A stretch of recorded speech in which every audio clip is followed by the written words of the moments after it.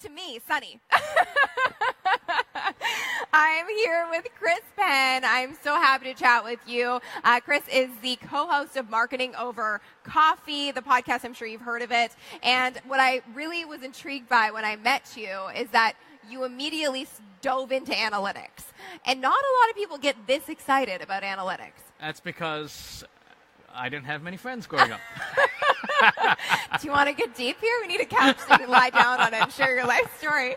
Okay, so tell me more. So the sign you were holding up backstage said, measure what matters. Yes. And I am a big believer in analytics. I preach this all the time, and I think that we've come a long way when it comes to measuring social media marketing. Yeah. Still a long way to go. Yes. But I wanted to dive into one platform in particular because we talked about it backstage, and I found it really interesting what you had to say. So I am on YouTube. I teach entrepreneurs how to use YouTube to build their businesses. So when it comes to YouTube, I always say that retention is generally the analytic that I want to pay the most attention to and watch time on the channel. What do you dive into first, and what matters most to you? Well, what matters most to the business person is the thing that either they'll get fired for if it goes to zero, or they go out of business. So think about YouTube, right? YouTube is a media channel, and you become a publisher of media, but you're not a media company in that you make your revenue from media. You're a plumbing business, you're a law firm, you are a defense contractor, all these things. So what's the business goal that matters? Measure that, and then do mathematics, do statistics to figure out how do all these other variables fit in. So I'll show you a fun example. This is this is the only time we have props. Okay. So think about what I've got here is a grid, a sort of a 9x9 grid of the different things you could measure on YouTube and with Google Analytics and your marketing system, and you need more leads or more shopping carts filled, whatever the case may be. There's a type of statistics called doing a correlation matrix, which says, what's the relationship of all these things, time watched, attention factor, number of viewers, etc. What's the relationship between that and eventually the outcome at the bottom? Right. And you can do intense mathematics with machine learning software and things on your laptop or desktop today with freely available software to tell you this combination of things matters. So if it came back, we'd assess your channel and said, okay, we want to see how many people book you to speak, right? And you make money speaking. What things do you do on YouTube or whatever that cause those bookings to come in? And it may be topical, it may be video length, it may be time of day, it could be any number of things. But once you know that, wouldn't it be great to then go and say, okay, I'm going to do more of those things because I want to get more bookings? Absolutely. I mean, can we have all of that data? You already do. Okay. You have all. You have Google Analytics. You have YouTube. And by the way, they're both Google properties. Absolutely. So they talk to each other.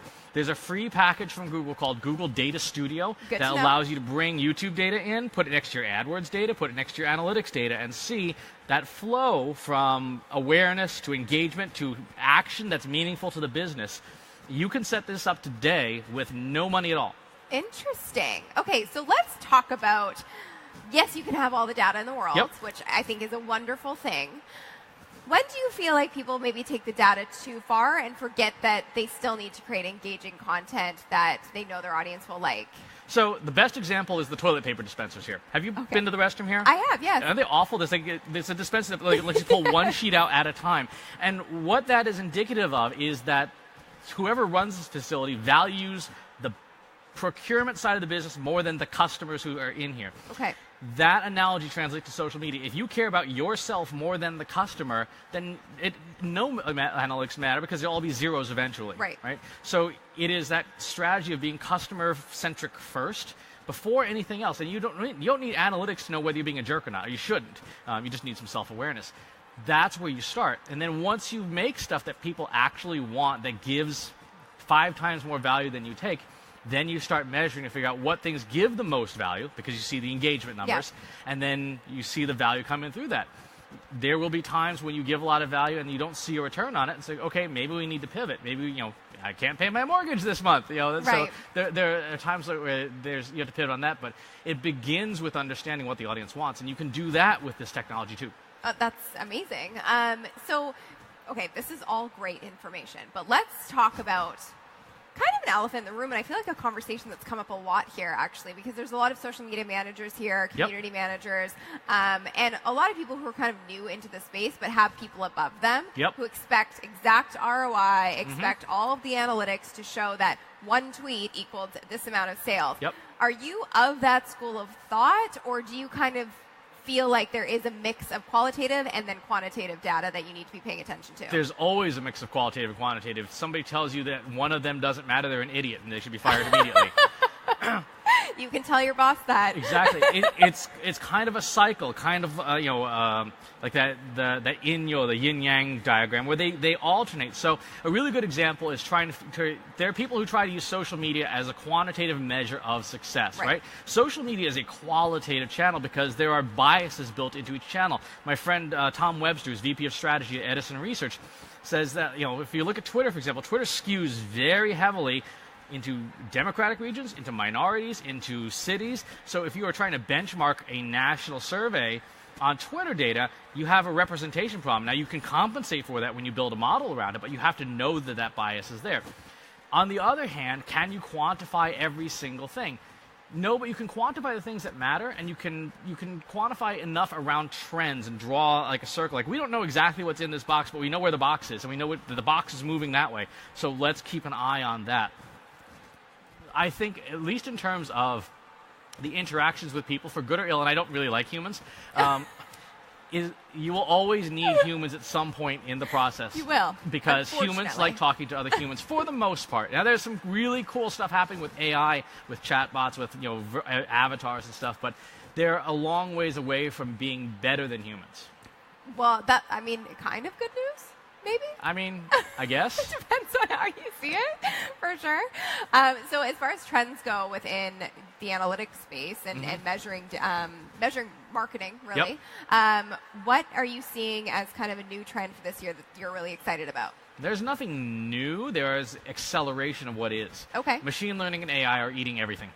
The ability for us to have adversarial networks that can create and do all sorts of thinking against each other, the ability for us to build deep learning models that really understand attribution, the ability for us to run simulations millions of times. All these things are things that exist, but every year they get faster, they get better, and they get more affordable for everybody.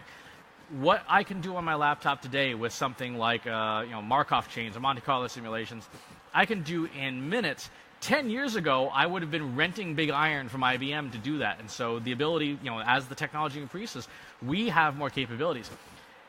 It is to the point now that even a solopreneur, the sole practitioner, if they have the aptitude and the attitude and good enough hardware, you can do this stuff today. You don't need to wait for the robots to come marching to your door.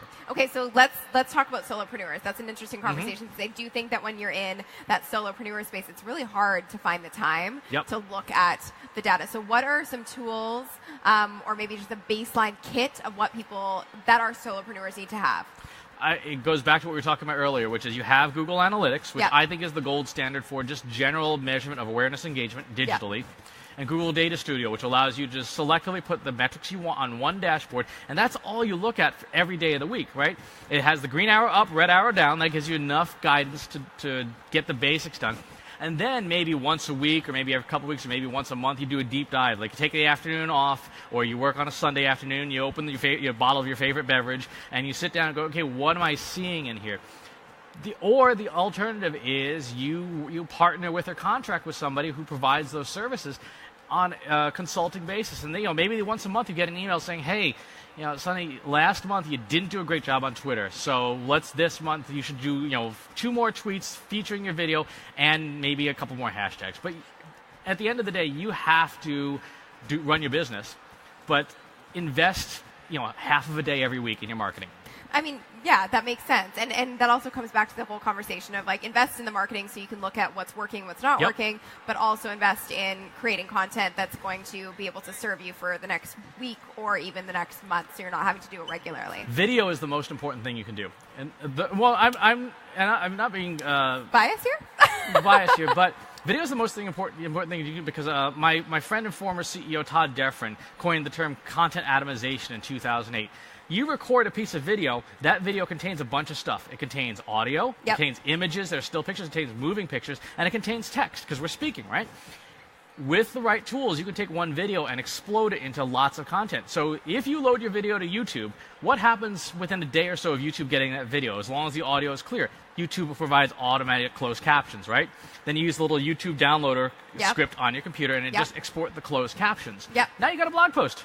We were just talking about this with Kim Garst, and the fact that, a live stream, yes, you feel like it's this instantaneous thing, but that can turn into micro content. It can turn into a blog post. It can serve you for weeks, if not months to come with content. And I think it's a really important point to drive home because, as we were mentioning with solopreneurs, there's not a lot of time. Exactly. So use what you have and leverage it on all different platforms. Exactly. So when it comes to video, I have to ask this because I feel like there's a lot of content creators who maybe aren't analytical minds. Actually, I would say most content creators are not analytical and don't really pay super close attention to the data. So how do you think they can better get an understanding? Because a lot of the times when a video flops for big content creators, they're like, okay, well, it just didn't hit. My audience just didn't like it.